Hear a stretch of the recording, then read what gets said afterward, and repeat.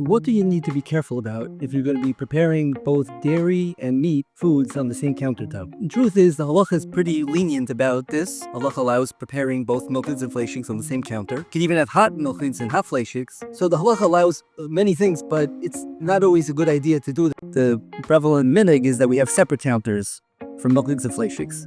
And people don't usually prepare on the same counter meat and milk for a variety of reasons. Sometimes people don't have the space, so things to be careful about. You have to be careful that there shouldn't be any spills, obviously, for one or the other. So if you're pouring anything, there shouldn't be any splashing. Let's say you're going to be dealing with the meat right now, all the dairy food should be covered, and vice versa, because in case there is a splash from one food, it shouldn't get onto the other foods. Even though, again, foods are allowed to be hot, you have to be careful that the place you're putting the food down on doesn't have any residue. You may be putting a hot pot of meat onto something that's dairy or vice versa. You have to be careful that there's space around it. You should leave spaces between them, even though, again, halacha says as they do touch, as long as everything is clean and dry, food is still permitted, but oftentimes they're not clean. And therefore, if the outside of one of them has some residue on it, there was a spill, whatever, and it touches against another pot, you're going to have problems. Therefore, the common minig is not to keep them near each other at all, but if one has to, then one should at least abide by these rules of keeping them covered. If they're going to be hot, make sure to put that on a clean spot and keep a distance between them.